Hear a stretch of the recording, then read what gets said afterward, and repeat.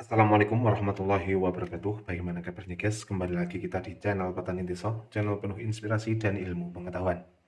Oke guys, langsung saja pada kesempatan kali ini kita akan membahas kenapa rahasianya pupuk non subsidi bisa lebih oke guys. Oke ya. Tentu teman-teman sudah ketahui bahwa ada harga, ada kualitas teman-teman. Ya. Jadi pupuk non subsidi itu lebih berkualitas daripada pupuk subsidi. Oke teman-teman, di sini setidaknya ada 4 kenapa pupuk non subsidi itu lebih jos, lebih baik diaplikasikan pada tanaman. Yang pertama teman-teman ya, yang pertama dia lebih mudah larut air teman-teman. Dia lebih mudah larut air karena apa? Karena bahan pembawanya itu beda teman-teman. Kalau pupuk subsidi, bahan pembawanya itu adalah lapisan minyak teman-teman. Oke, lapisan minyak. Jadi bahan pembawanya untuk unsur-unsurnya itu tidak mudah hilang. Nah, pupuk subsidi itu menggunakan uh, cutting oil namanya. Jadi menggunakan bahan dengan bahan pembawa berupa minyak, teman-teman. Jadi kalian semuanya bisa praktek di rumah. Kalian siapkan pupuk Ponska ya. Sebelumnya kita tulis dulu pupuk non subsidi. Subsidi itu bahan pembawanya itu adalah cutting oil atau minyak ya. Nah, untuk non subsidi ini teman-teman, itu juga ada minyaknya tapi sedikit teman-teman. Jadi bahannya lebih berkualitas, entah apa bahannya, tapi bahannya itu mudah sekali untuk dilarutkan. Baik itu bentuknya butiran maupun bentuknya tepung teman-teman ya. Oke. Kalau tidak percaya teman-teman bisa praktek di rumah ya. Siapkan pupuk Ponska yang non subsidi ya. Non subsidi dengan pupuk Ponska subsidi teman-teman. Oke, pupuk Ponska non subsidi yang dimaksud bisa 16-16, 15-15, pokoknya yang ada unsur N, P, dan K-nya. Oke, nah pupuk Ponska subsidi kita taruh dalam wadah, kita dalam ember lah, sesuai dosis ya, 4 gram sampai 6 gram per liter air, kemudian kita aduk, kemudian teman-teman bisa tuangkan kepada tanaman teman-teman semuanya menggunakan gelas dari botol plastik teman-teman.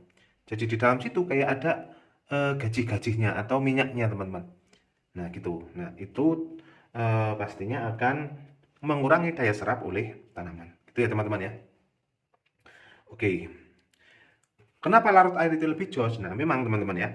Memang tanaman ini satu-satunya cara dia itu menyerap unsur hara yang ada di dalam tanah itu menggunakan apa teman-teman? Perantara air. Jadi air itu dicampur, jadi di dalamnya itu ada kandungan mineral NPK dan lain sebagainya itu masuk melalui jaringan tanaman berupa akar, kemudian nanti akan diolah di dalam tubuh tanaman tersebut teman-teman. Oke, jadi kalau tidak larut air ya akan mengendap terus di dalam tanah. Bisa nggak diserap? Ya bisa, tetapi terkikis menunggu bisa menyatu dengan air gitu ya teman-teman ya. Itu yang pertama. Kemudian yang kedua teman-teman, kenapa pupuk non subsidi itu lebih jos? Oke. Karena teman-teman, pupuk subsidi itu sudah didesain. Mohon maaf, pupuk non subsidi itu sudah didesain ya untuk mudah diserap tanaman. Di sisi lain, pupuk non subsidi itu bisa larut air, tetapi unsur kimia atau rumus kimia atau partikel kimianya itu sudah disederhanakan teman-teman.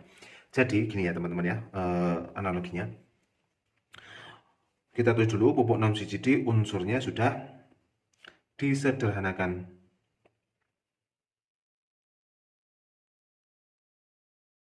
Oke. Jadi teman-teman ya, misal contoh adalah pupuk dengan kandungan nitrogen.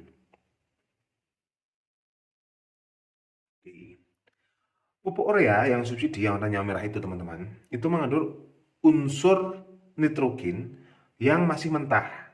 Ibarat kita mau masak nasi, itu masih gabah teman-teman. Kalau pupuk non subsidi ya, unsur nitrogen itu sudah disederhanakan menjadi dua teman-teman ya. Itu ada namanya amonium, kemudian ada nitrat. Ini teman-teman ya. Jadi teman-teman ya, tanaman ini akan memanfaatkan unsur nitrogen ini dalam bentuk amonium dan nitrat.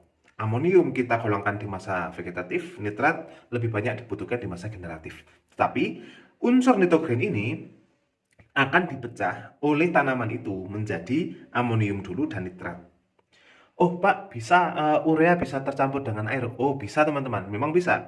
Bisa masuk ke dalam jaringan tanaman, kemudian tanaman itu mengeluarkan enzim untuk memecah unsur nitrogen ini menjadi amonium dan nitrat.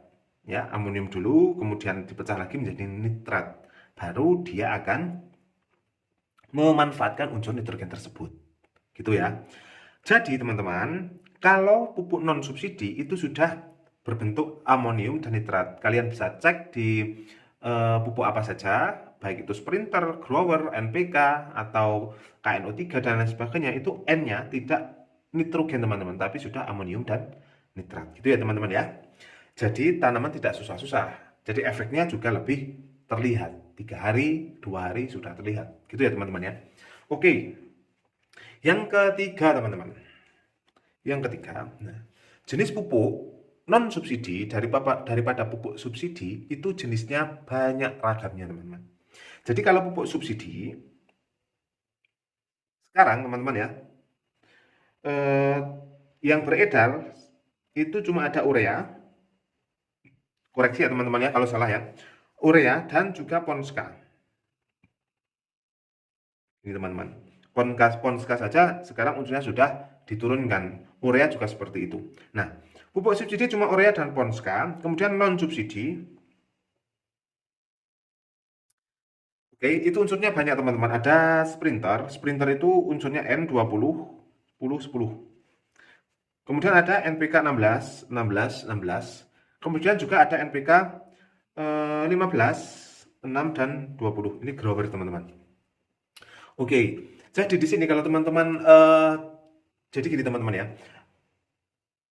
Tanah di setiap daerah itu berbeda-beda. Jadi tanah itu ada sudah terkandung unsur kimia yang ada di dalamnya teman-teman ya. Misal tanah di daerah kita itu banyak unsur P, tapi beda dengan tanah di Kalimantan atau Sumatera dan lain sebagainya. Itu mungkin unsur N, unsur K-nya yang banyak teman-teman. Oke, jadi kalau pupuk non subsidi kita bisa pilih teman-teman. Ya, kita bisa pilih, oh ini N-nya kebanyakan, kurang P dan K. Oke, P dan K teman-teman bisa menggunakan pupuk yang unsur P saja, itu ada namanya Vertipos teman-teman. Kemudian unsur K ada juga teman-teman namanya mahkota MOP. Ini salah satu contoh ya yang non subsidi ya. Oke, gitu. Itu yang biasa kita gunakan. Nah, kalau pupuk subsidi, nah ini kita serba kerepotan. Kita cuma butuh unsur P dan K, kita kasih urea jelas tidak ada urea unsurnya N. Gitu ya teman-teman ya. Unsur P dan K pun memang ada P dan K, tapi kandungan P dan K itu lebih sedikit teman-teman ya, seimbang ini. Jadi tidak bisa memenuhi kebutuhan tanaman kalian semuanya secara pas, oke? Itu yang ketiga ya teman-teman ya. Subsidi dan non subsidi itu jenisnya berbeda. Kemudian teman-teman ya, yang keempat gini, rahasianya pupuk non subsidi itu lebih baik karena mereka itu mengeluarkan pupuk namanya kalsium teman-teman. Pupuk kalsium ya, kalau di NPK itu ada Karate Persboroni ya. Ada juga Nitrabor dari Yaramila ya. Dan masih banyak lagi dari Pak Tani juga ada teman-teman. Oke. Di program pemupukan dari penyedia pupuk non subsidi ini pasti dia merekomendasikan setiap liter air dikasih 2 gram dari pupuk-pupuk ini teman-teman. Karena apa? Sifatnya dia mudah larut air. Ya, sifatnya kalau pupuk yang biasa itu sifatnya asam teman-teman. Ya, sifatnya asam. Oke. Karena kalsium dari pupuk-pupuk non subsidi ini itu sifatnya basa, jadi dia akan menetralkan unsur asam ini sehingga netral, teman-teman. Kemudian akan mudah diserap oleh tanaman. Gitu ya, teman-teman ya. Itu lebihnya. Jadi dia menyediakan unsur kalsium yang bentuknya tidak CaCO3, teman-teman. Tapi sudah CaO, kalsium oksida. Oke. Dia akan lebih mudah diserap karena unsurnya sudah disederhanakan. Dia akan menetralkan pH, kemudian dia akan membantu untuk pengoptimalan penyerapan unsur hara. Gitu ya, teman-teman ya. Jadi di setiap pemupukan pasti teman-teman ya, bisa lihat di brosurnya, itu ada pemasukan unsur kalsium. Kalau non subsidi gimana? Nah, pasti kita menggunakan pupuk kalsium yang berada di pasaran CaCO3. Gitu teman-teman ya. Nah, gitu teman-teman, kenapa alasannya pupuk non subsidi bisa lebih jos. Oke, ya karena itu tadi setidaknya ada 4 aspek yang menyebabkan pupuk non subsidi itu bisa lebih nyata di lapangan. Gitu teman-teman ya. Hitung-hitungannya gimana? Insya Allah tidak rugi karena hasilnya juga optimal. Gitu, semoga bermanfaat. Jadi teman-teman bisa memilih dan menimbang. Disclaimer dulu, ini tidak menjadikan pupuk subsidi ya teman-teman ya. Pupuk subsidi juga berguna, tetapi dengan segala kekurangannya. Gitu teman-teman ya. Terima kasih sudah mampir. Kita akhiri. Assalamualaikum warahmatullahi wabarakatuh.